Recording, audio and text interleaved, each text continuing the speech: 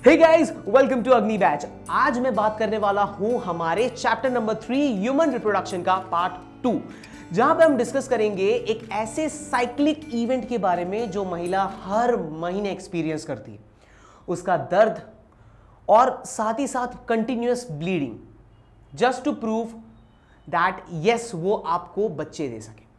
ठीक है, तो आ जाओ चलो डिस्कस करते हैं हमारे मेंस्ट्रुअल साइकिल के बारे में। सो मेंस्ट्रुअल साइकिल एग्जैक्टली है क्या?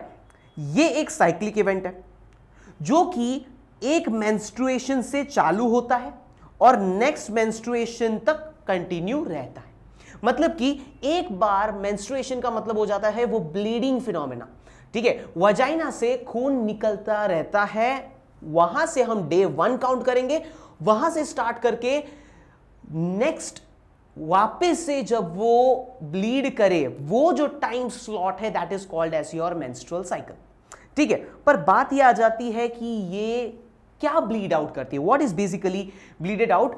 इसका टाइम ड्यूरेशन 28 से 29 दिन बोले गए हैं। कभी कभार ये फ्लक्चुएट करते रहते हैं, शायद ये 30 प्लस चले जाए, 35 डेज भी हो जाए, या कभी कभार पहले भी हो जाते हैं, depending upon individual to individual. Okay, ये जो मेंस्ट्रुअल साइकिल है ये जनरली हम लोग प्रीमेट्स में भी देख पाते हैं। प्रीमेट्स बोल रहा हूं मतलब आपको ये चीज तो क्लियर हो गई है कि हमारे ही कुछ एंसिस्ट्रल लिंकेज वाले सारे के सारे ऑर्गेनिजम्स के बारे में हम बात करें, उनमें ये इवेंट हमें देखने को मिल जाती है। होता क्या है इस इवेंट्स में, हमें किन किन चीजों के बारे में ध्यान रखनी है? तो हमें सबसे पहले ध्यान रखनी है ओवेरियन साइकिल के ऊपर। सो मतलब कि ओवेरी में होने वाले इवेंट को अपने ओवेरियन साइकिल में काउंट करेंगे, जहां पे हम देखेंगे कि अंदर फॉलिकल मौजूद रहते हैं, फॉलिकल बढ़ेगा, फिर उसमें से ओवम बाहर निकलेगी। ये सब इवेंट्स को हम लोग ओवेरियन साइकिल में काउंट कर लेंगे। और दूसरी तरफ मुझे यूटेराइन साइकिल के ऊपर ध्यान देना पड़ेगा। तो ये यूटेराइन साइकिल का मतलब हो जाता है I am talking about the uterus. तो ये दो इवेंट्स के ऊपर हमें फोकस करना है, एक यूटेराइन साइकिल और एक ओवेरियन साइकिल, इन दोनों के ऊपर फोकस करना है। पर इनको रेगुलेट कौन करता है, स्टिमुलेट कौन करता है, वो भी हमें ध्यान रखना है। तो उसके लिए हमें देखने को मिल जाते हैं हमारे हार्मोन्स। ये सबका बैंड बजाने में लगा पड़ा हुआ है। हम लोग सबसे पहले देखेंगे, एक आ जाएगा आपका FSH और LH। ये जो होगा वो पिट्यूटरी बेसिकली प्रोड्यूस करेंगे और वो ही रेगुलेट करेंगे। दूसरी तरफ ये जो ओवेरी है वो प्रोड्यूस कर रहा है estrogen, okay, estrogen and progesterone. ठीक है, ये दोनों भी हम लोग देखेंगे कि ये ओवेरी प्रोड्यूस कर रहा है। सो कुल मिला के 4 हार्मोन्स और ये 2 स्पॉट के ऊपर हमें पूरा पूरा फोकस लगाना पड़ेगा, तभी जाके आप ये मेंस्ट्रुअल साइकिल समझ पाओगे। तो 4 चीजों के ऊपर, एक ओवेरी के अंदर क्या चल रहा है, एक यूटेरस के अंदर क्या चल रहा है, एक हम लोग देखेंगे कि पिट्यूटरी में से हार्मोन का क्या चल रहा है, और ओवेरी में से जो हार्मोन निकला उसका क्या चल रहा है। इन चारों चीजों के ऊपर साइमल्टेनियसली हमें फोकस करना पड़ेगा। चलो देखते हैं है क्या। तो इन लोगों ने ना ये पूरे मेंस्ट्रुअल साइकिल को इन 4 फेजेस में बांट दिए।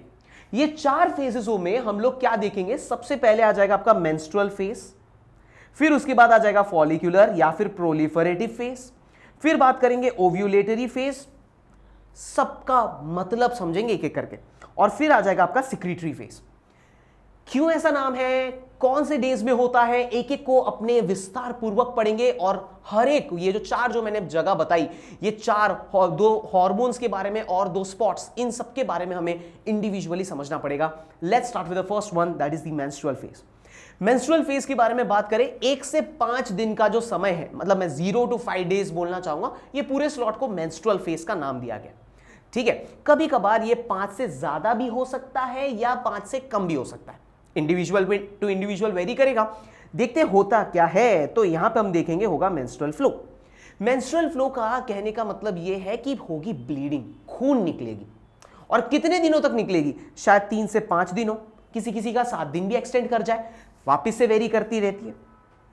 पर ब्लीडिंग में निकलता क्या है, जैसे कि मैंने आपको पहले ही पूछा कि भाई ब्लीडिंग तो होती है पर उसमें निकलेगा क्या, वजाइना से एग्जैक्टली क्या निकलता है।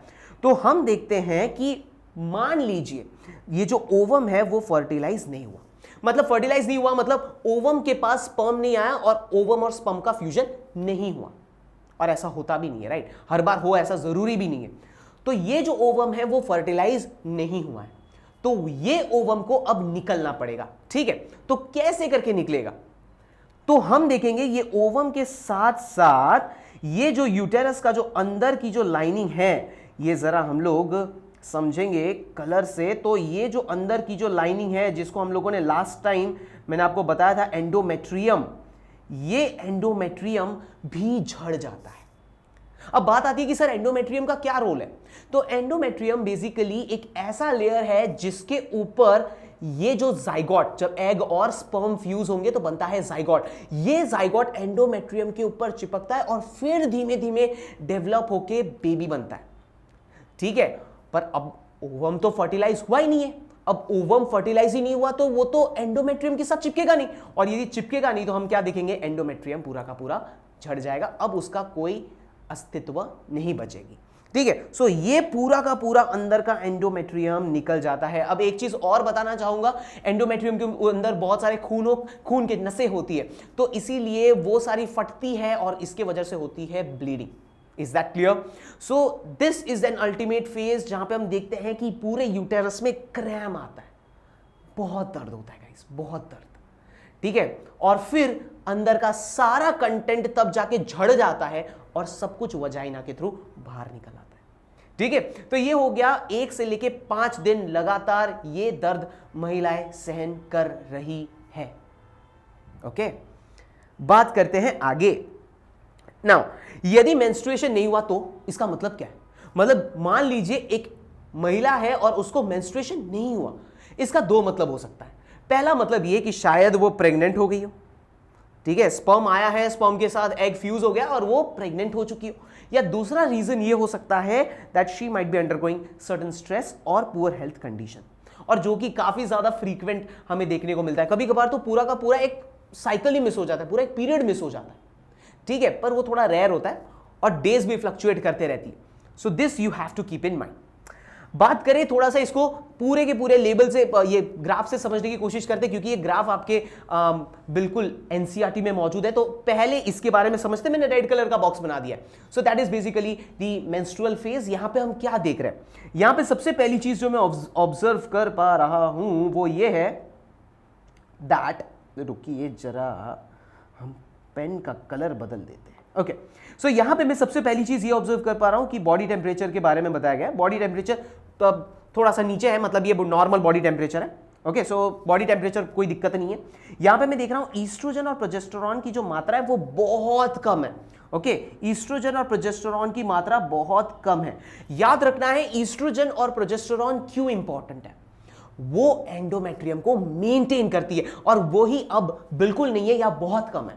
तो यदि एंडोमेट्रियम अपना ईस्ट्रोजन और प्रोजेस्टेरॉन बहुत ज्यादा कम हो जाएगा तो एंडोमेट्रियम कैसे जिंदा रहेगा? तो एंडोमेट्रियम इसलिए वो वेस्ट हो जाता है, और आप वो देख सकते हो कि ईस्ट्रोजन और प्रोजेस्टेरॉन कम हो गया, इस वजह से एंडोमेट्रियम देखिए इधर पूरा झड़ने लग गया है।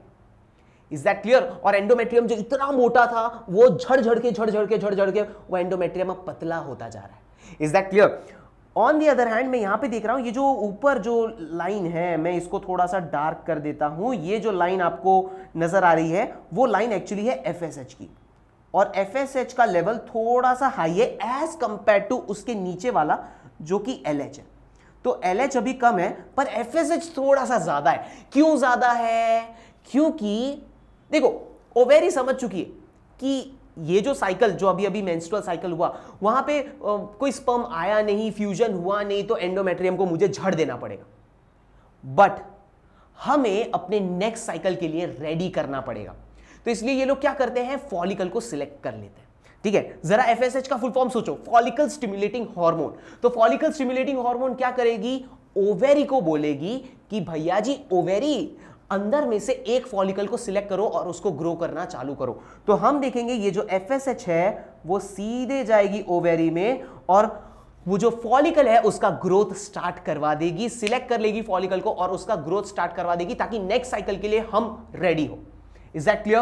So this is all about your first phase, which is called as your menstrual phase.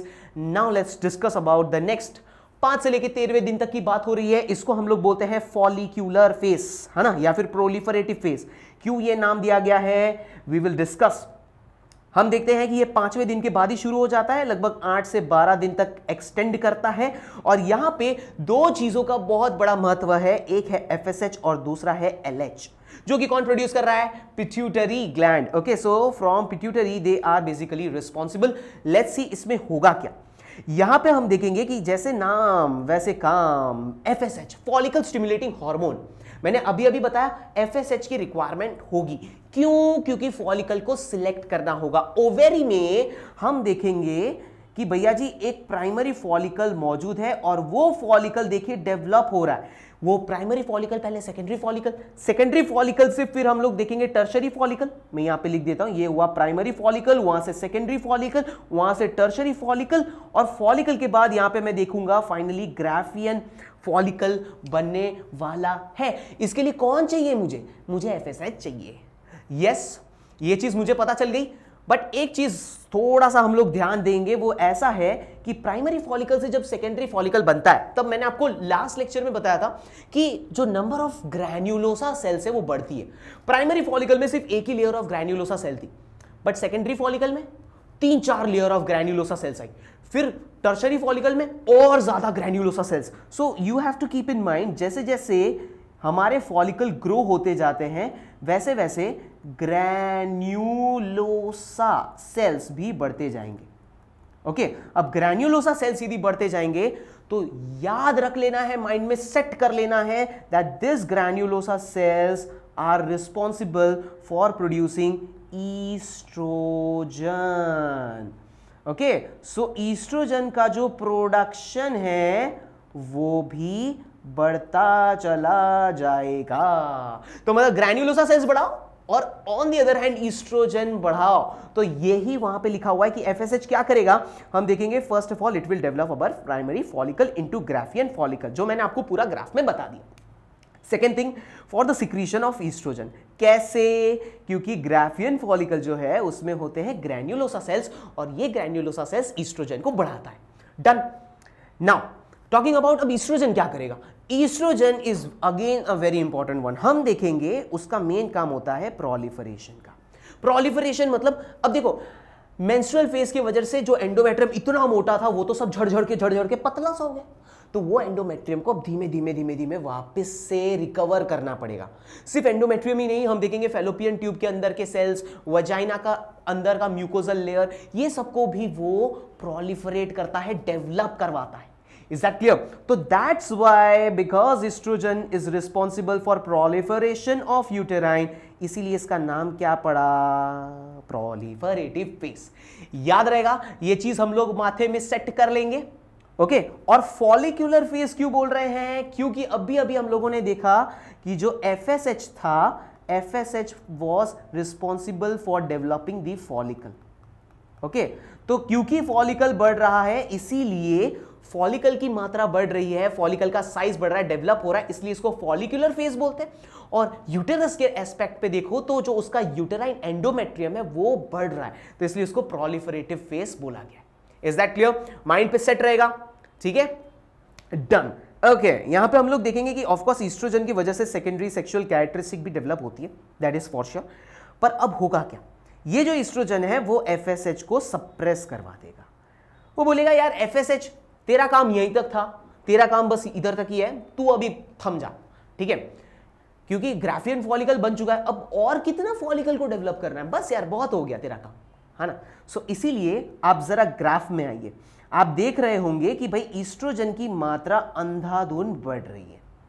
तो ईस्ट्रोजन का मात्रा यदि बढ़ रही है तो हम देखेंगे कि वो इसको, that is your FSH, right? ये जो ऊपर वाली लाइन है वो FSH की है।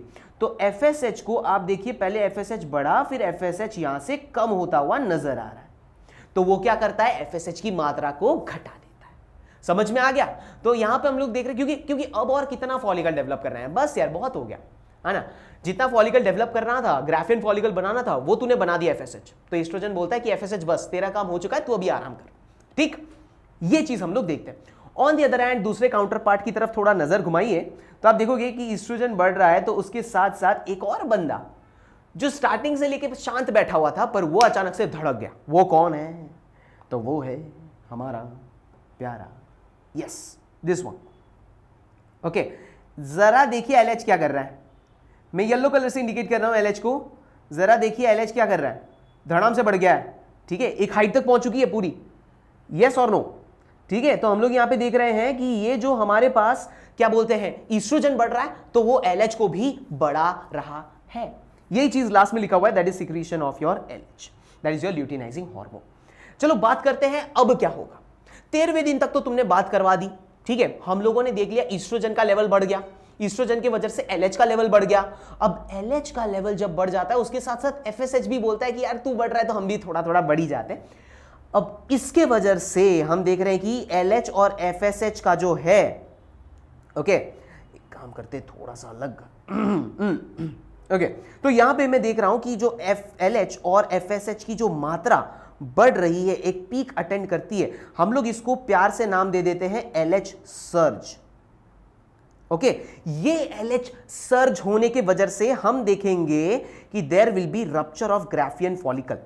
जो ग्राफियन फॉलिकल है, जरा यहां पे नोटिस कीजिए गाइस, ये जो मेरे पास यहां पे बहुत ही बढ़िया वाला ग्राफियन फॉलिकल मौजूद था, ये ग्राफियन फॉलिकल अब हो चुका है फट, ठीक है। आप देख सकते हो यहां पे ये वाले फिगर पे ग्राफियन फॉलिकल फट चुका है और जो सेकेंडरी oocyte है वो अब बाहर निकल चुका है, ओवेरी से बाहर। अब ये कहां पहुंचेगा, तो हमारे फैलोपियन ट्यूब में। आप यहां पे देख सकते हो, यहां पे ओव्यूलेशन हुआ और उसके अंदर से जो सेकेंडरी oocyte थी वो अभी फिम्ब्रिये के थ्रू, ये देख सकते हो आप, फिंगर लाइक प्रोजेक्शन, फिम्ब्रिये के थ्रू ये अब फैलोपियन ट्यूब में आ चुका है। So this is basically called as your ovulation. और इस टाइम पे बॉडी टेम्परेचर सडनली हल्का सा ऊपर चला जाता है, मतलब जितना भी नॉर्मल बॉडी टेम्परेचर है उससे 1 डिग्री सेल्सियस ज्यादा, ठीक है। ये हो गया आपका LH सर्ज के बारे में बात, और ये हो गया आपका ओव्यूलेटरी फेस, क्योंकि यहां पे हो रहा है ओव्यूलेशन, इसीलिए इसका नाम क्या पड़ेगा, ओव्यूलेटरी फेस। सिंपल है, ठीक है, हम लोगों ने 3 तो क्लियर कर डाले। ओके, अब जरा आगे समझते हैं। तो यहां पे अब होगा क्या, यहां पे अब हुआ ऐसा है कि चलो भैया, अब LH बोलेगा कि चलो भाई मेरा काम हो चुका है, मेरा काम था ओव्यूलेशन करवाना, तो मैंने अपना काम करवा दिया, तो मैं थोड़ा सा धीमा पड़ जाता हूं, ठीक है। ऑन दी अदर हैंड हम लोग यहां पे देख रहे हैं कि भाई ईस्ट्रोजन की भी मात्रा धीमे धीमे कम हो रही है, तो देखिए भैया ईस्ट्रोजन भी कम, FSH भी कम, तो सब कुछ धीमे धीमे कम हो रहा है। But what we see is कि जो ग्राफियन फॉलिकल था, Graafian follicle was well mature, उसके अंदर से तो पूरा का पूरा ओवा जो है वो बाहर निकल गया, तो जो बचा हुआ कंटेंट है वो क्या बनेगा, तो वो ग्राफियन फॉलिकल जो है वो अपने आप को ट्रांसफॉर्म करके एक येलो एंडोक्राइन मास बनाता है, जिसको हम लोग बोलते हैं कॉर्पस ल्यूटियम। क्या बनाता है ये कॉर्पस ल्यूटियम, जरा यहां पे देखिए डायग्राम पे, ये देखिए ओव्यूलेशन होने के बाद ही आपका बन जाता है कॉर्पस ल्यूटियम। अब ये कॉर्पस ल्यूटियम बहुत ज्यादा इंपॉर्टेंट है, क्यों, क्योंकि ये प्रोड्यूस करता है प्रोजेस्टेरॉन। मैं एरो बना दे रहा हूं ताकि आपको पता चल जाए कि सर यदि ग्राफियन फॉलिकल में से ओवम निकल चुका है और अब जो बचा हुआ मास है वो येलो कलर का मास को हम लोग बोलते हैं कॉर्पस ल्यूटियम, और ये कॉर्पस ल्यूटियम प्रोड्यूस करता है प्रोजेस्टेरॉन। इसलिए आप देखोगे कि प्रोजेस्टेरॉन का लेवल जो पहले कतई कतई कतई नीचे था, यहां पे था, ठीक है, कतई कैसा था, बिल्कुल नीचे था, ओके, वहां से अब ये सडनली एक पीक अटेंड कर ले रहा है। बोलो भैया समझ में आया कि नहीं आया। तो हम यहां पे देख रहे हैं कि भाई हर एक स्टेज में हार्मोन्स कितने बदल रहे, लड़कियों में कितने हार्मोनल चेंजेस आते हैं यार, बहुत कॉम्प्लेक्स होती है, और इसी वजह से बहुत सारा स्विंग्स भी हमें देखने को मिल जाता है लड़कियों में। आगे बात करते हैं, तो ये जो कॉर्पस ल्यूटियम जो है ये प्रोड्यूस करता है प्रोजेस्टेरॉन, जो कि मैंने अभी आपको बता दिया, और इसीलिए प्रोजेस्टेरॉन का लेवल सडनली एक पीक अटेंड कर लेता है, काफी ऊंचाई तक बढ़ चुका है।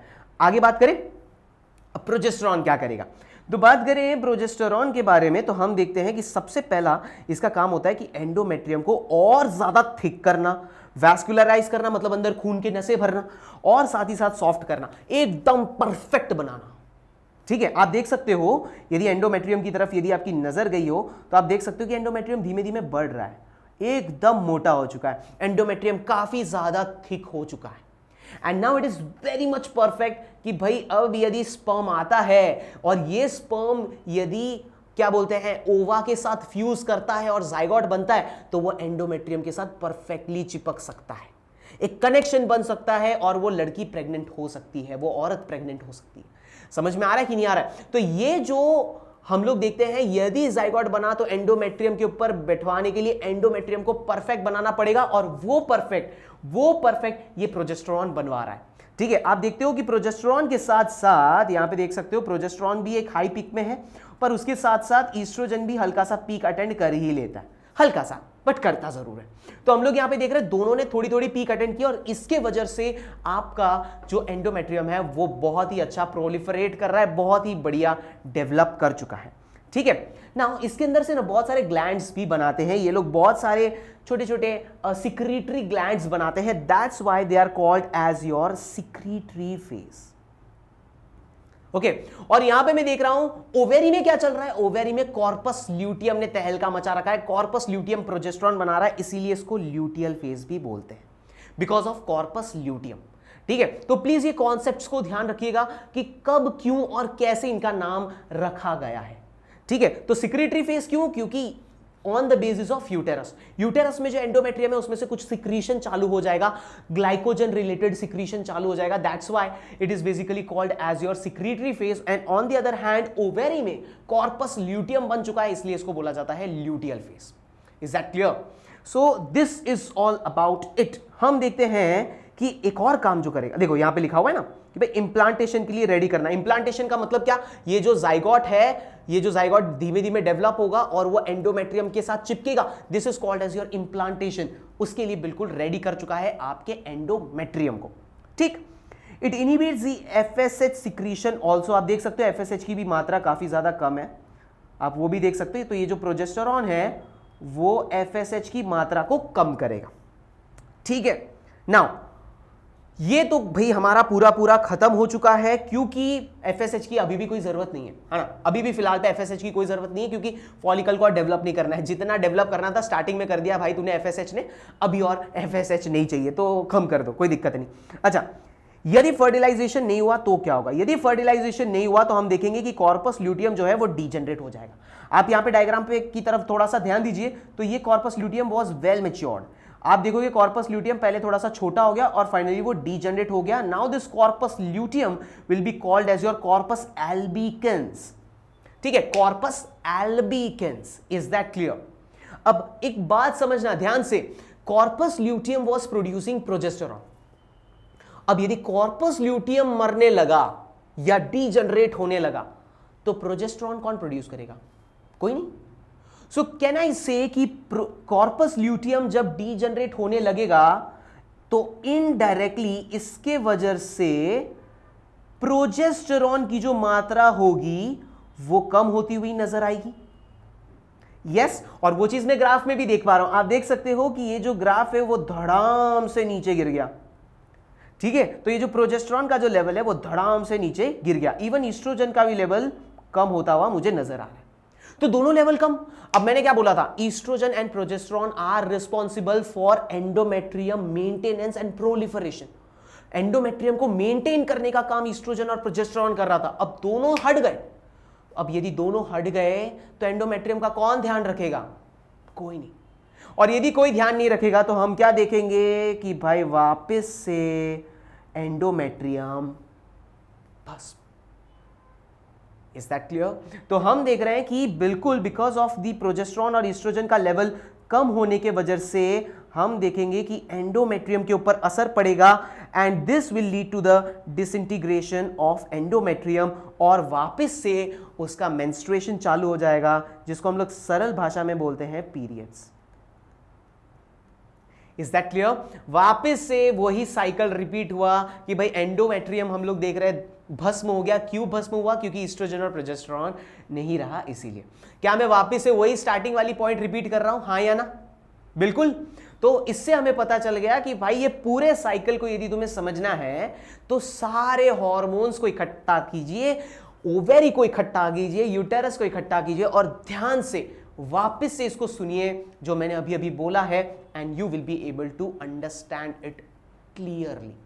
ग्राफ जो है यहां पे अटर, वो आपको तुरंत समझ में आ जाएगा। ठीक है? अच्छा, यदि वो पर्टिकुलर जो फीमेल है यदि वो प्रेग्नेंट हो गई तो क्या होगा?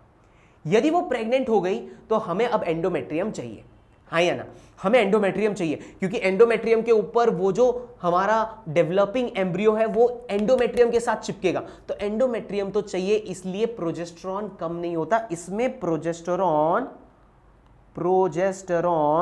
का जो लेवल होता है वो हमेशा हाई रहेगा।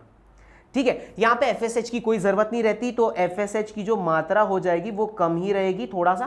क्यों कम रहेगी? क्योंकि एफएसएच का काम होता है फॉलिकल को सिलेक्ट करना, बट अब यूटेरस बोलेगा कि अभी फॉलिकल का सिलेक्शन की कोई जरूरत नहीं है, क्योंकि यहां पे बच्चा बनना चालू हो चुका है। ठीक है, तो एफएसएच की मात्रा भी रहेगी कम। अच्छा, प्रोजेस्टेरॉन के साथ साथ ईस्ट्रोजन की भी जो मात्रा है, ओके, वो भी हम लोग देखेंगे थोड़ी सी हाई रहेगी। ठीक है, ईस्ट्रोजन और प्रोजेस्टेरॉन हाई रहेगा तभी जाके प्रेगनेंसी मेंटेन रहेगी, ये भी हमें ध्यान रखना है। तो क्या कोई वजाइनल फ्लो अभी होने वाला है क्या? क्योंकि ईस्ट्रोजन और प्रोजेस्टेरॉन यदि मौजूद है तो एंडोमेट्रियम भी मौजूद है, एंडोमेट्रियम भी मौजूद है और प्लस ओवम भी अभी फर्टिलाइज हो चुका है, तो कोई भी चीज को बाहर निकलने की अभी जरूरत है क्या? नहीं, राइट, क्योंकि मेंस्ट्रुअल फ्लो में क्या होता है, पूरा एंडोमेट्रियम बाहर निकल आता है, पर यहां पे हम लोग क्या देख रहे हैं, अभी तो कुछ बाहर निकालने की जरूरत ही नहीं है, क्योंकि वो पर्टिकुलर इंडिविजुअल तो प्रेग्नेंट हो चुकी है। सो इसीलिए हम लोग देखेंगे कि अब जो मेंस्ट्रुएशन है वो रुक जाएगा। जब तक वो मां अभी प्रेग्नेंट है तब तक नो मेंस्ट्रुएशन। ठीक, so yes, this was all about your menstrual cycle. Okay, तो यदि आपको ऑल टुगेदर समझना है तो इस ग्राफ को फिर से देखिए। ठीक है, मैंने पहले मेंस्ट्रुएशन के बारे में बात की, फिर उसके बाद हम लोगों ने देखा प्रोलिफरेटिव फेज आया, फिर ओव्यूलेशन आया, फिर उसके बाद ल्यूटियल फेज आया, and this cycle repeats again and again. तो मैंने सारे स्टेजेस को इंडिविजुअल छोटे छोटे पार्ट्स में, टुकड़ों में बता दिया है। अब ऑल टुगेदर आप इसको ग्राफ को देखिए, पढ़िए, समझिए, नहीं समझ में आया फिर से पीछे जाइए, वापस से सुनिए, then you will be able to understand 100%। NCERT की हर एक पॉइंट पे हमने डिस्कस कर दिया है।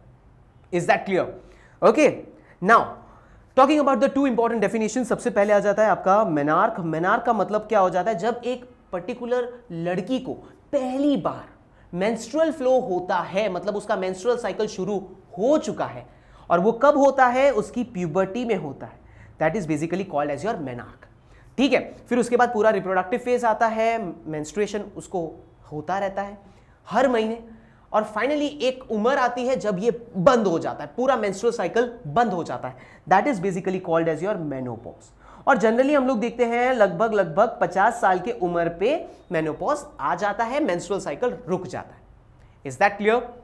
So yes, this was all about it. Menstrual cycle हो चुका है खत्म। अब हम लोग जरा समझेंगे कि सर सब कुछ तो क्लियर है, अब जरा वो ओवा जो है उसको हम लोग स्पर्म के साथ फ्यूज करवाने वाले हैं।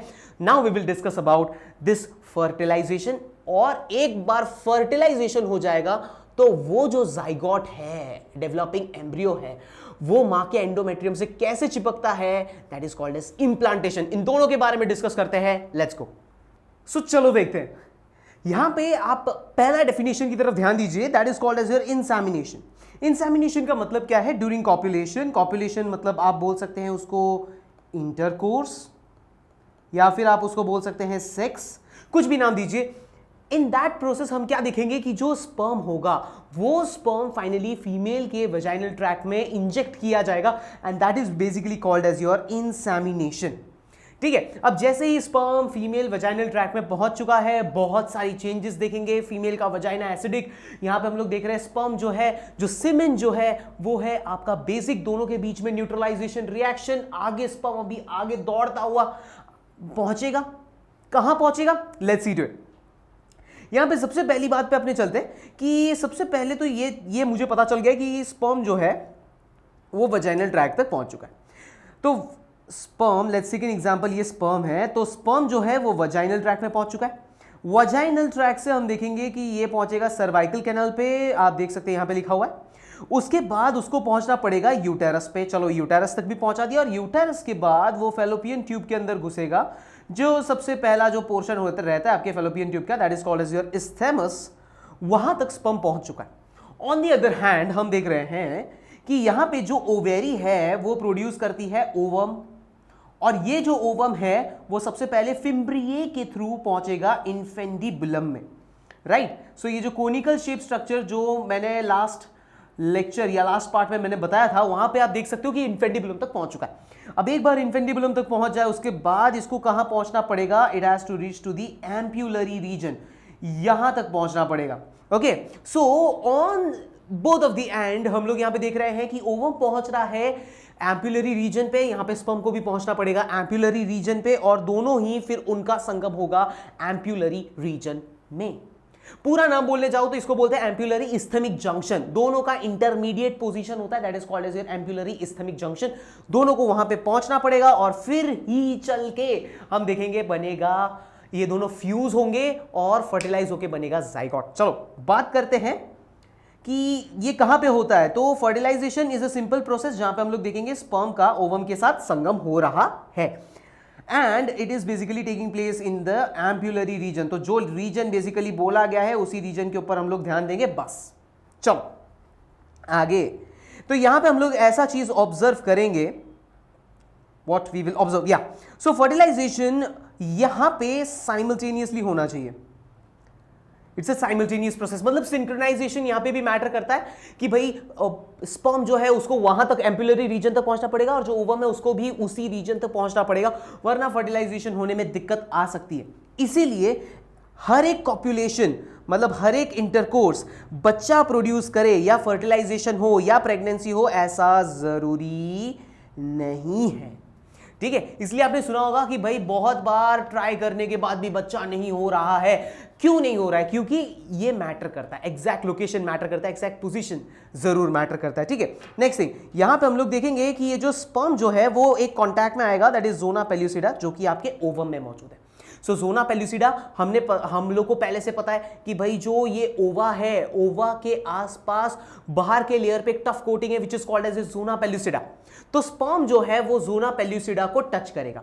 अब जैसे ही टच करेगा और उसको छेद करके अंदर घुसने की जैसे ही कोशिश करेगा, ये जो ओवम है वो अपने अंदर मॉडिफिकेशन लेके आएगा। ये जो ओवा है वो अपने अंदर मॉडिफिकेशन लेके आएगा। ये जो जोना पेल्यूसिडा है उसको एकदम कड़क कर देता है, इतना कड़क कर देता है कि दूसरा स्पर्म की एंट्री हो ही ना सके, भले मिली सेकेंड की गैप ही क्यों ना हो। ठीक है, तो वही चीज यहां पे लिखी हुई है, आप देखिए यहां पे लिखा हुआ है, this basically induce changes in the membrane that blocks the entry of additional sperm. तो मतलब कि वो जो मेम्ब्रेन है उसके मेम्ब्रेन की परमिएबिलिटी को जीरो कर देती ताकि कोई दूसरा स्पर्म एंटर ना कर सके। And what we see that the acrosome, आपको याद रहेगा स्पर्म के माथे में एक्रोसोम होता है, वो एक्रोसोम क्या करेगा, this basically help the sperm to enter the egg cytoplasm via zona pellucida, क्योंकि जोना पेल्यूसिडा को फोड़ना है, वाइटलिन मेम्ब्रेन है उसको फोड़ना है, अंदर प्लाज्मा मेम्ब्रेन है उसको फोड़ना है, तो सबको चीर फाड़ के अंदर घुसना है और उसके लिए हमें चाहिए एंजाइम्स। और ये एंजाइम्स कौन देगा? एक्रोसोम, क्योंकि हमने बात की थी कि एक्रोसोम के अंदर भरपूर एंजाइम्स होती है। यस और नो? डन। ओके, नाउ यहां पे एक बार स्पर्म ने मारी एंट्री, उसके बाद होगा चेंजेस। हम यहां पे क्या देखेंगे? We will basically observe that this will now lead to the second meiotic division.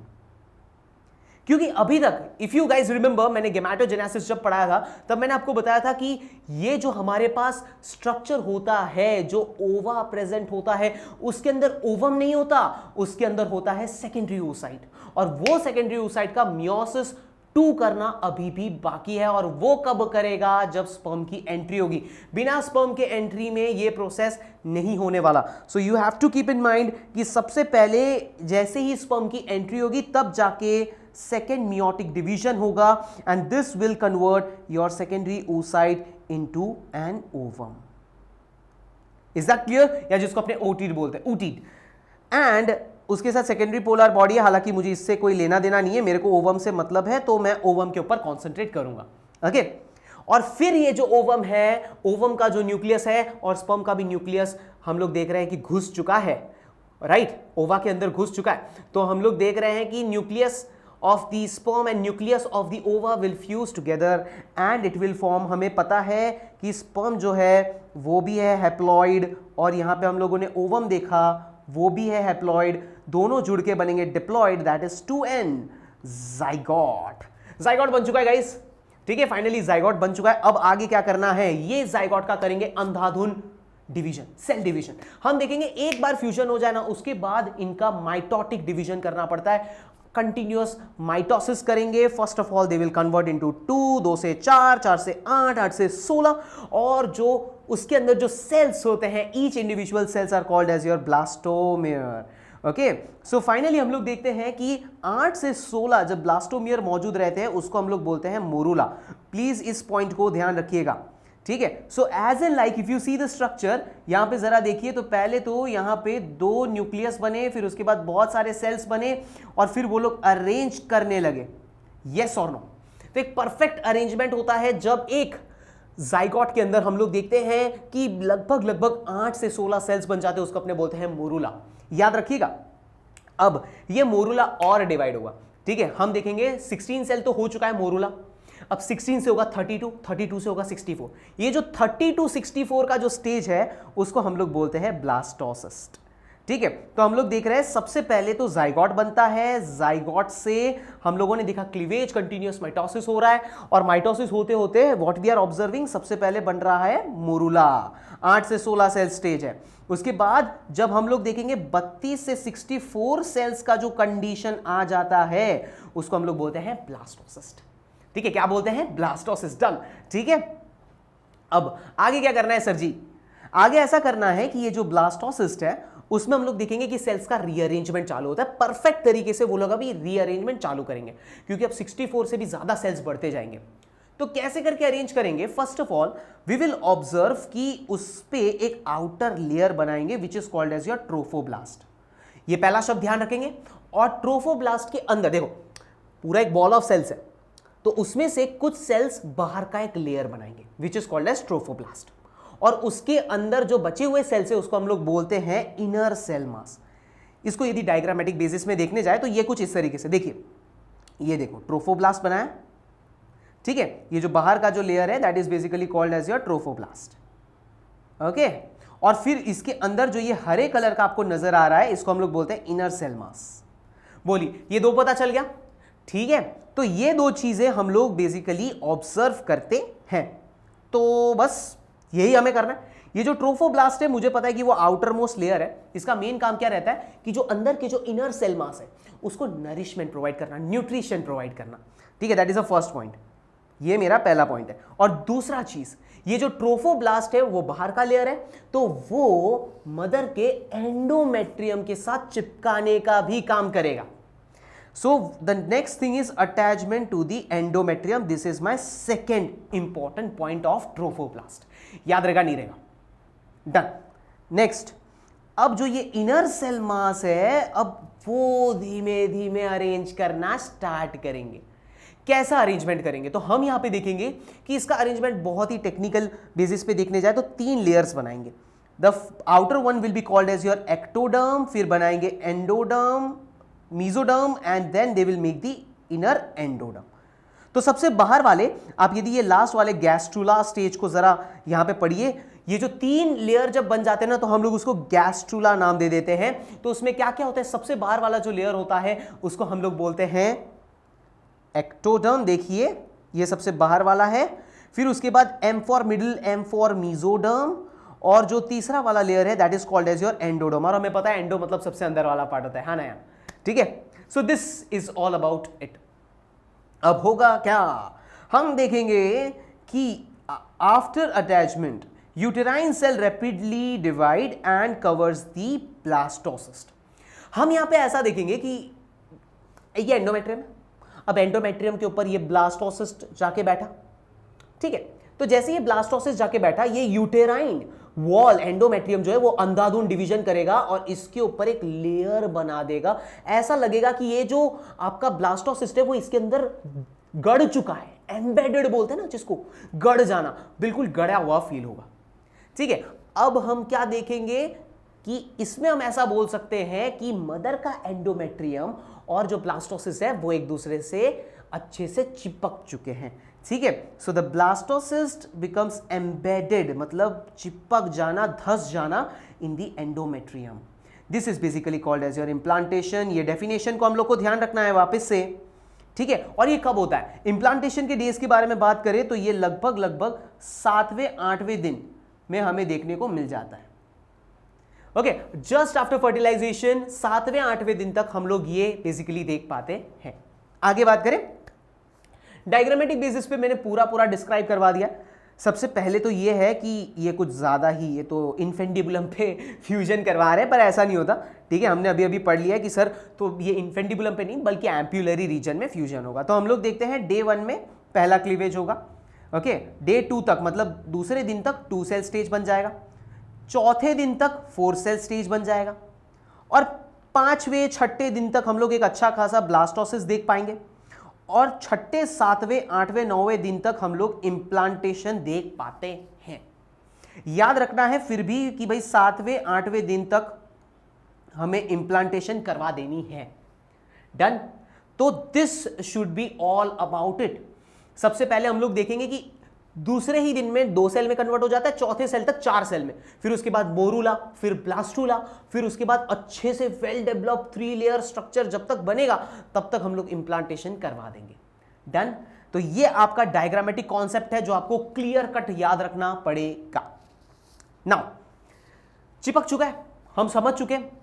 अब एक बार मैं बोलूं कि एंडोमेट्रियम में ये जो ब्लास्टोसिस है वो दब गड़ चुका है, चिपक चुका है, then it will be called as your implantation. वो हमने समझ लिया। अब हम लोग उस कंडीशन से बोलेंगे कि वो पर्टिकुलर महिला हो चुकी है प्रेग्नेंट। ठीक है। So now the pregnancy get started. किस तरीके से बच्चा डेवलप होता है वो हम लोग अब पढ़ने वाले हैं। तो चलो बात करते हैं प्रेगनेंसी और एम्ब्रियोनिक डेवलपमेंट के बारे में। तो सबसे पहली चीज तो ये होगी कि एंडोमेट्रियम में ये जो ब्लास्टोसिस गड़ चुका था, ये ब्लास्टोसिस का जो आउटर मोस्ट लेयर था उसको ट्रोफोब्लास्ट बोल रहे थे। ये ट्रोफोब्लास्ट कुछ विलाइज बनाएगा, फिंगर लाइक प्रोजेक्शन बनाएगा जो मां के अंदर गड़ जाता है। ठीक है, ये एंडोमेट्रियम है, तो ये जो ब्लास्टोसिस है उसके ऊपर से छोटे छोटे फिंगर लाइक प्रोजेक्शन आता है जो मां के साथ अच्छे से गड़ जाते हैं। And this is basically called as your chorionic villi. So किसने बनाया ये बनाया ट्रोफोब्लास्ट ने। ट्रोफोब्लास्ट कौन था? The outer layer, right. तो ये जो आउटर मेम्ब्रेन जो था वो मेम्ब्रेन ने क्या बनाया? कोरियोनिक विलाई बनाया और मां के एंडोमेट्रियम के साथ अच्छे से अपने आप को इस तरीके से गड़वा दिया। समझ में आया? Now what we will understand कि ये जो कोरियोनिक विलाई है उसके इर्द गिर्द अब क्या है? सिर्फ और सिर्फ मां का एंडोमेट्रियम और मैटरनल ब्लड, मां का खून भी। ठीक है, तो ये दोनों चीजें आपको माइंड में सेट करनी रहेगी। ठीक है, तो यहां पे हम लोग क्या देख रहे हैं कि एंडोमेट्रियम में जो ब्लास्टोसिस जो था उसका बाहर वाला लेयर जो ट्रोफोब्लास्ट था उसने कोरियोनिक विलाई बनाया और वो कोरियोनिक विलाई मां के एंडोमेट्रियम के अंदर अच्छे से गड़ चुका है। तो इससे हम लोग बोल सकते हैं कि बच्चा, ये जो बच्चा है और मां का जो एंडोमेट्रियम है वो अच्छे से चिपक चुके हैं। और ये कोरियोनिक विलाई के आसपास हम लोग देख रहे हैं क्या है? मदर का ब्लड है और यूटेराइन टिश्यूज है। और यही दोनों, कौन से दोनों? एक कोरियोनिक विलाई और दूसरा ये जो मैटरनल साइड से जो भी कंटेंट है, ये दोनों मिलके बन रहे हैं प्लेसेंटा। याद रहेगा? ठीक है, सिंपल एज दैट। प्लेसेंटा क्या है? तो कोरियोनिक विलाई और मदर, ये मतलब फीटल और मैटरनल दोनों पार्ट का संगम को हम लोग प्लेसेंटा नाम दे देते हैं। सो ये देखिए, कोरियोनिक विलाई और यूटेराइन टिश्यू के बीच में जो हम लोग देखते हैं कि जो अच्छा सा संगम बन चुका है, okay, that is basically called as your placenta. और ये प्लेसेंटा जो है, it is basically the structural and functional unit between the embryo and the maternal body. ये दोनों मैंने जैसे अभी बताया कि दोनों का संगम है, दोनों का इंटीग्रेशन बताएगा, दोनों को एक दूसरे से जोड़े रखेगा। क्यों जोड़ के रखना है? फीटस को चाहिए अभी भरपूर न्यूट्रिशन, और ये न्यूट्रिशन कौन देगी? ऑफ कोर्स मां देगी। ऑक्सीजन चाहिए, कौन देगी? ऑफ कोर्स मां देगी। कैसे देगी? With the help of placenta देगी। ठीक है, सो यहां पे हम क्या देख रहे हैं कि भाई प्लेसेंटा तो समझ में आता है। ये देखो मैं आपको बता देता हूं। यदि मुझे बोला जाए कि भाई प्लेसेंटा क्या है, तो I can simply say that this part is basically called as the placenta, right. यहां पे आप देख सकते हो छोटे छोटे हेयर लाइक प्रोजेक्शंस है, फिंगर लाइक प्रोजेक्शन है जिसको कोरियोनिक विलाई और दूसरा साइड मदर कंटेंट है। ठीक है, अच्छा, बट उसके अलावा एक अम्बिलिकल कॉर्ड भी मौजूद रहता है। ये अम्बिलिकल कॉर्ड बच्चे के नाभि के साथ, बेली बटन के साथ अच्छे से जुड़ा हुआ रहता है प्लेसेंटा से, और फिर प्लेसेंटा जुड़ा हुआ रहता है मां के साथ। ठीक है, because placenta is a combination of both. तो ये दोनों चीजों के ऊपर अपने ध्यान देंगे। So what they have written is the placenta is connected to the embryo by umbilical cord. Directly connected नहीं होता प्लेसेंटा, अम्बिलिकल कॉर्ड के थ्रू बच्चा जो है वो प्लेसेंटा के साथ कनेक्टेड रहता है। और ये क्यों चाहिए? टू ट्रांसपोर्ट द सब्सटेंसेस, अलग अलग वस्तुओं को ट्रांसपोर्ट करने के लिए चाहिए, ताकि बच्चे को जो भी चीजें चाहिए वो बच्चे को मिल सके। प्लेसेंटा के कुछ इंपॉर्टेंट फंक्शन पढ़ लेते हैं कि ये क्या क्यों जरूरी है। सबसे पहली चीज तो ये कि ये एक बैरियर की तरह एक्ट करता है, ताकि मदर की कोई गंदी चीजें लाइक वायरस या बैक्टीरिया वो बच्चे तक ट्रांसफर ना हो सके, या मिनिमम चांस हो कि कोई भी खराब चीज बच्चे तक ना पहुंचे। दूसरी चीज, बच्चे को ऑक्सीजन चाहिए, बच्चे को न्यूट्रिशन चाहिए, तो ये दोनों ही चीज प्लेसेंटा के थ्रू आएगी। बच्चे ने कार्बन डाइऑक्साइड प्रोड्यूस किया होगा तो वो कार्बन डाइऑक्साइड को भी बाहर फेंकवाना रहेगा, और जो एक्सक्रीटरी वेस्ट प्रोड्यूस किया उसको भी बाहर फेंकवाना रहेगा, तो ये भी with the help of placenta होगा। नेक्स्ट थिंग हम लोग देखते हैं कि प्लेसेंटा एंडोक्राइन ग्लैंड की तरह भी काम करता है। बहुत सारे glands, like first of all if you see human chorionic gonadotrophin, ये क्या करता है? ये जो है this basically maintains progesterone. Okay, this basically maintains progesterone. अच्छा, प्रोजेस्टेरॉन को क्यों मेंटेन करना है? प्रोजेस्टेरॉन को मेंटेन करके मुझे क्या मिलेगा? प्रोजेस्टेरॉन को मेंटेन करूंगा तब जाके प्रेगनेंसी मेंटेन रहेगी, क्योंकि प्रोजेस्टेरॉन को मैंने हेर फेर किया ना तो प्रेगनेंसी गई, एंडोमेट्रियम गया, मतलब गई, बर्बाद बर्बाद। ठीक है, so that's why it's very important to maintain this progesterone. Next हम लोग यहां पे देखते हैं ह्यूमन प्लेसेंटल लैक्टोजन। ओके, अब इसका काम क्या रहेगा? HPL। HPL के काम के बारे में बात करूं तो this basically, let me just write it over here. Okay, this basically frees glucose for fetus. अब देखो हम लोग देखते हैं कि फैट का मेटाबॉलिज्म होगा, बच्चे को लगातार एनर्जी चाहिए। मां ने यदि उपवास रखा हो, मां ने यदि कम खाया हो, या मां ने न्यूट्रिशन कम लिया हो, बच्चे को कमी नहीं पड़नी चाहिए।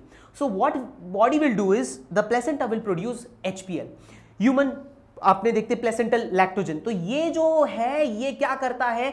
ये फैट का डाइजेशन करेगा, फैट का मेटाबॉलिज्म करेगा, कार्बोहाइड्रेट का डाइजेशन करवाएगा, ताकि ग्लूकोज मिल सके और वो ग्लूकोज बच्चे तक पहुंचा सके।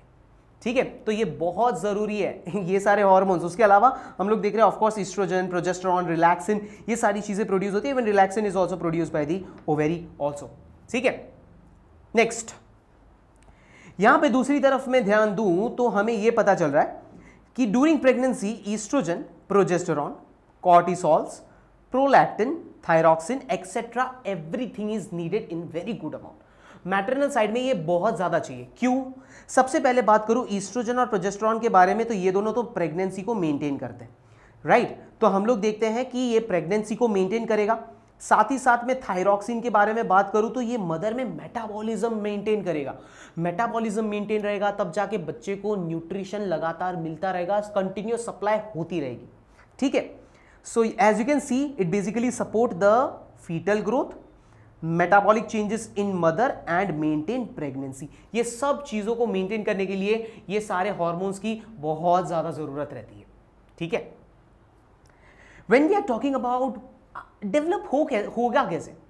ठीक है, अब डेवलपमेंट के बारे में बात करें तो पता है मैंने आप लोगों को पहले ही बताया था कि 3 जर्म लेयर बनते हैं, एक्टोडर्म, मीजोडर्म और एंडोडर्म। हम लोग ट्रिप्लोब्लास्टिक है।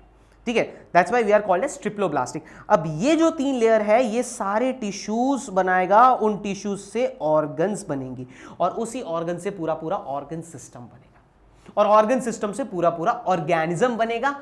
Let's see how. ये जो स्टेम सेल होते हैं, ठीक है, ये स्टेम सेल में पोटेंट स्टेम सेल्स होते हैं। पोटेंट मतलब जिनमें ताकत होती है कि वो किसी भी चीज में कन्वर्ट हो सके। ठीक है, और इसी से टिश्यूज और उसके ऑर्गन्स बनते हैं। चलो मैं कुछ एग्जांपल्स दे देता हूं जो कि एनसीईआरटी में उतना विस्तार पूर्वक तो नहीं है, बट आपको हल्का फुल्का पता होना चाहिए कि कौन क्या कर रहा है। सबसे पहले मैं एक्टोडर्म के बारे में बात करूं तो एक्टोडर्म सबसे बाहर वाला लेयर होता है। तो सबसे बाहर वाला लेयर होगा तो ऑफ कोर्स हमारी बॉडी का भी सबसे बाहर वाला लेयर बना रहा होगा, दैट इज अवर स्किन। ठीक है, तो हम लोग देखते हैं the epidermis of the skin is basically made with the help of ectoderm. यही नहीं बल्कि हम लोग देखते हैं माउथ की लाइनिंग, उसके बाद रेक्टम की लाइनिंग, उसके बाद हम लोग देखते हैं एपिडर्मिस में जितने भी रिसेप्टर्स होते हैं, अपने सेंसरी रिसेप्टर्स, वो सारे, अपना nervous system, adrenal medulla, tooth enamel, ये सारी चीजें आपके एक्टोडर्म करते हैं। मीजोडर्म के बारे में बात करें वापस से, M for meso, okay, M for meso and M for muscles. तो हम लोग देखेंगे कि muscular tissues, muscular layer, stomach, intestine, excretory system, circulatory and lymphatic system, reproductive system, dermis of the skin, हर एक चीज के लिए, इवन सबसे बड़ी बात मैं इसको अंडरलाइन करना भूल गया, नोटोकॉर्ड, ये सब कुछ आपके मीजोडर्म कर देंगे। And when we are talking about the endoderm, सबसे अंदर वाला लेयर है, तो ऑफ कोर्स अंदर वाली चीजें सोचते रहें। हम देखेंगे कि epithelial lining of digestive tract, मतलब सबसे अंदर वाले जो लेयर्स है वो इसने बना दिया। यूरेथ्रा हो गया, यूरिनरी ब्लैडर का लाइनिंग हो गया, रिप्रोडक्टिव सिस्टम की अंदर की जो पूरा लेयर है वो हो गए, ये सब ये बनाएगा। लिवर हो गया, पैंक्रिया हो गया, थाइमस हो गया, थायराइड, पैराथायराइड ग्लैंड, ये सब कुछ आपके ये 3 डर्म्स बनाने वाले हैं। जर्मिनल लेयर्स ये सब काम करेंगे, और यदि ये सब काम करेंगे तो ऑफकोर्स बच्चा अच्छे से डेवलप होने वाला है। Now when we are talking about human pregnancy, इसको हम लोग बोलते हैं gestation period. Please keep in mind, ये जो 9 महीने का जो ड्यूरेशन होता है, 9 मंथ ड्यूरेशन जो हम लोग देखते हैं, this is basically called as your gestation period. ठीक है, जहां पे बच्चा धीमे धीमे डेवलप होता है, ये जो 3 जर्म लेयर है वो धीमे धीमे डेवलप होता है, and the baby is ultimately formed. बात करें कैट्स के बारे में, तो कैट्स में सिर्फ 2 महीने होते हैं, डॉग्स के बारे में वो भी 2 महीने, एलिफेंट में हम लोग देखते हैं 21 महीने का टाइम स्लॉट देखने को मिल जाता है। ठीक है, तब जाके बेबी डेवलप होता है। लेट्स टॉक अबाउट क्या क्या चीजें होती है। तो सबसे पहली बात मैं आपको एक चीज बता दूं, ये जो पूरी की पूरी प्रेगनेंसी है उसको 3 हिस्सों में बांटा गया है। That is called as your 3 trimesters, first trimester, second trimester and third trimester. 9 महीने का टाइम स्लॉट है, तो 3 महीना फर्स्ट ट्राइमेस्टर, 3 महीना सेकेंड ट्राइमेस्टर, और बाकी के 3 महीने थर्ड ट्राइमेस्टर बोला जाएगा। ठीक है, आ जाओ सबसे पहली बात करते हैं। सो पहले महीने में हम लोग देखते हैं कि क्या बनता है, हार्ट बनता है। ये बहुत वाइटल है ना। तो हार्ट बनता है पहले महीने में, और सेकेंड महीना खत्म होते होते हम लोग देखते हैं लिम्स और डिजिट्स बन जाते हैं। लिम्स और डिजिट्स मतलब फिंगर्स, यस, और टांगे बननी चालू हो जाती, हाथ बननी चालू हो जाती, ये सारी चीजें देखते हैं। फर्स्ट ट्राइमेस्टर के एंड तक हम लोग देखते हैं बॉडी के सारे मेजर ऑर्गन्स बन चुके होते हैं, एक्सटर्नल जेनाइटेलिया ऑर्गन, सब कुछ जेनाइटल ऑर्गन सब कुछ मेजरली बन चुका है। नेक्स्ट 5th मंथ के बारे में बात करें तो हम लोग देखेंगे कि पहला मूवमेंट होता है। प्लीज इसको भी ध्यान रखिएगा, कौन से महीने में पहला मूवमेंट होता है, तो 5वें महीने में होता है। ठीक, नेक्स्ट हम लोग देखते हैं 24वें महीने। 24 महीना मतलब this is approximately 6 month. 6 month मतलब 2 ट्राइमेस्टर गुजर चुके हैं। ठीक है, क्योंकि 0 to 3 is first trimester, 4 to 6 is second trimester. तो सेकेंड ट्राइमेस्टर के एंड तक हम देखते हैं कि बॉडी अच्छे से बालों से कवर हो चुकी है। इवन उसके जो आईलिड्स है they are separate and eyelashes are form, मतलब ये पहले जुड़े हुए रहते हैं, तो इसमें एक लाइन आ जाती है जो कि दोनों आंखें खोल सकती है। अब अभी आंखें खुलेंगे नहीं, बट एक्चुअली पूरी लाइन दिखना स्टार्ट हो जाएगी कि हाँ यार इधर ही पूरे लाइन से, और ये अपर लीड है और ये लोअर लीड है, ऐसा पता चल जाएगा। ऑन द अदर हैंड 9 महीने खत्म होते होते हम बोलेंगे कि बच्चा बिल्कुल रेडी है डिलीवरी के लिए। ओके, नेक्स्ट बात करेंगे हम लोग पार्चुरेशन के बारे में एंड लैक्टेशन। अब बच्चा यदि डेवलप हो चुका है तो बच्चे को अभी निकलना पड़ेगा, that process is called as your parturition. और एक बार जब बच्चा बॉर्न हो चुका होगा, उसकी डिलीवरी हो चुकी होगी, तो उसको चाहिए होगा खाना, और वो खाना उसको कैसे मिलेगा, मदर के मिल्क से। So that is what called as your lactation. चलो जरा देखते हैं, जरा डिस्कस करते हैं कि इस ड्यूरेशन में क्या होता है। लेट्स सी। सो सबसे पहले एनसीईआरटी ने उसका डेफिनेशन दे दिया है कि पार्चुरेशन एग्जैक्टली होता क्या है। The process of giving birth to the young one is basically called as your parturition. यहां पे हम लोग देखते हैं that it is a neuroendocrine mechanism, मतलब कि यहां पे ब्रेन इन्वॉल्व है प्लस हॉर्मोन्स इन्वॉल्व है।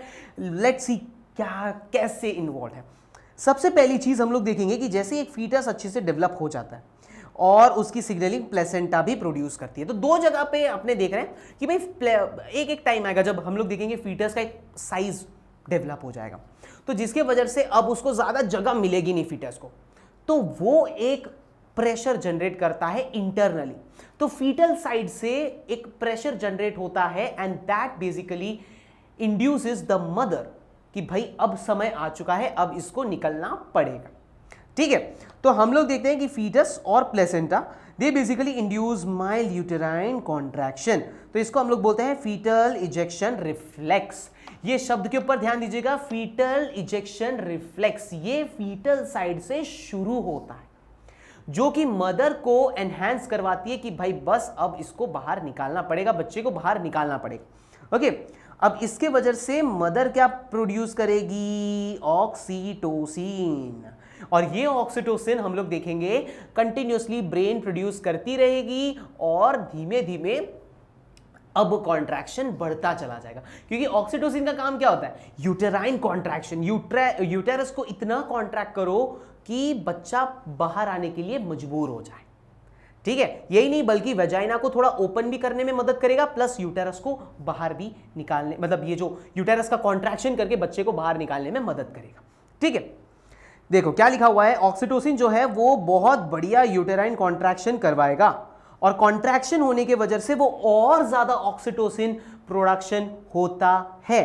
तो हम देखते हैं कि और ज्यादा ऑक्सीटोसिन प्रोडक्शन रहेगा and this continuous contraction lead to the expulsion of baby out of the uterus through the birth canal. Birth canal का मतलब ये लोग वजाइना के बारे में बात कर रहे हैं। वजाइना के थ्रू हम देखेंगे कि कंटिन्यूस, ये देखिए एक बार शुरू हुआ ना ऑक्सीटोसिन प्रोडक्शन, अब वो धीमे धीमे बढ़ता जाता है और कॉन्ट्रैक्ट हो और ऑक्सीटोसिन और कॉन्ट्रैक्ट हो और ऑक्सीटोसिन और कॉन्ट्रैक्ट हो और ऑक्सीटोसिन, और इसी तरीके से कॉन्ट्रैक्शन इतना बढ़ जाता है कि बेबी फाइनली बाहर आ जाता है। समझ में आया? कहां से आता है? बर्थ कैनाल और वजाइना। ओके, जैसे ही बेबी बाहर आ जाएगा सबसे पहला काम ये करना पड़ेगा, the umbilical cord is cut off. Umbilical cord को काट देना है। ओके, और अम्बिलिकल कॉर्ड को काट देने के बाद हम देखेंगे कि उसके अंदर का जो प्लेसेंटा है और जो बचे कुचे सामान भी है, ठीक है, वो सब कुछ अम्बिलिकल कॉर्ड और जो बचा कुचा प्लेसेंटा है वो सब कुछ बाहर निकाल दिया जाएगा। ओके, और इसको अपने बोलते हैं आफ्टर बर्थ। ठीक है, मतलब पैदा हो जाने के बाद जो भी कंटेंट है उसको बाहर निकालने के प्रोसेस को हम लोग आफ्टर बर्थ बोलते हैं। ये एनसीईआरटी ने साफ शब्द यूज किया, सो इसको भूलना नहीं है। ठीक है, after that the last process, जहां पे हम लोग देखेंगे कि भाई अब बेबी बॉर्न हो चुका है, बेबी को अब न्यूट्रिशन मांगता है, कहां से देंगे? तो of course the mother's milk, right. तो हम लोग देखते हैं कि जो मेमोरी ग्लैंड होती है उसने प्रोलैक्टिन के हेल्प से, यू कैन सी यहां पे देखिए, प्रोलैक्टिन के हेल्प से मिल्क प्रोडक्शन स्टार्ट कर दिया था। And on the other hand, अब क्योंकि ऑक्सीटोसिन, अभी अभी यूटेराइन कॉन्ट्रैक्शन हुआ है और कॉन्ट्रैक्शन में किसने मदद किया है? हमने देखा मदद किया है ऑक्सीटोसिन ने। यही oxytocin will help in milk ejection also. तो दूध निकालने में भी ऑक्सीटोसिन मदद करेगा। ठीक है, हम यहां पे क्या देख रहे हैं कि ये जो अभी production of the milk toward the end of the pregnancy, pregnancy खत्म होते होते जो भी मिल्क का प्रोडक्शन चालू होगा उसको हम लोग बोलते हैं लैक्टेशन। ये पहला डेफिनेशन। जो पहला मिल्क निकलता है ना उसको हम लोग बोलते हैं कोलेस्ट्रम। अब ये कोलेस्ट्रम क्यों इंपॉर्टेंट है? क्यों इंपॉर्टेंट है? क्योंकि इसके अंदर ये पहला मिल्क है, तो इसके अंदर हम लोग बहुत कुछ वाइटल चीजें देखते हैं। हाँ, आयरन नहीं होता, दैट आई काउंट कि भाई कोलेस्ट्रॉल में आयरन नहीं होता, but essential fat, a good amount of protein, good amount, slight amount of sugar, and importantly हम लोग देखते हैं इम्यूनोग्लोबिन, एंटीबॉडीज लिखी हुई है, बहुत सारी एंटीबॉडीज होती है, उसमें से सबसे बढ़िया वाली है IgA, जो कि मदर से मिलता है डायरेक्टली फ्रॉम द मिल्क। उसके अलावा IgM भी होता है, ऐसा कहा जाता है, IgG भी होता है, इम्यूनोग्लोबुलिन जी। ये सब क्या है वो आप ऑफकोर्स देखोगे, ऑफकोर्स आगे के चैप्टर्स में आएगा, बट इंपॉर्टेंटली आपको ये ध्यान रखना है कि IgA एक इम्यूनोग्लोबुलिन A होता है जो कि कोलेस्ट्रॉल में बहुत ज्यादा मौजूद रहता है, and that is very important. ठीक है, तो ये एक इम्यूनिटी जैसा काम करता है cholesterol. So first milk is very very essential and crucial, please keep that in mind. So yes, it is essential for developing resistance for the newborn baby, क्योंकि बच्चा अभी नाजुक है, उसको इम्यूनिटी चाहिए। कौन देगा? सबसे पहली इम्यूनिटी ये कोलेस्ट्रॉल होता है। ठीक है, तो हम लोगों ने क्या क्या चीजें देख ली? पहले मेल रिप्रोडक्टिव सिस्टम, फिर फीमेल रिप्रोडक्टिव सिस्टम, फिर उसके बाद हमने देखा कि किस तरीके से मेंस्ट्रुअल साइकिल होता है। मेंस्ट्रुअल साइकिल के बाद हमने देखा कि स्पर्म और एग का फ्यूजन, उस फ्यूजन का डेवलपमेंट, फिर उसके बाद वो जो ब्लास्टोसिस्ट है उसको चिपकना, ठीक है, एंडोमेट्रियम के साथ, फिर वो ब्लास्टोसिस्ट का डेवलप होना, और डेवलप होके वो बेबी का बाहर निकलना, पार्चुरेशन होना, फिर जैसे ही बेबी बाहर निकला है तो उसको न्यूट्रिशन के नाम पे दूध पिलाना, that is called as your lactation. ये सब कुछ हमने कर दिया है खत्म, हमने NCERT line to line pick up कर ली है।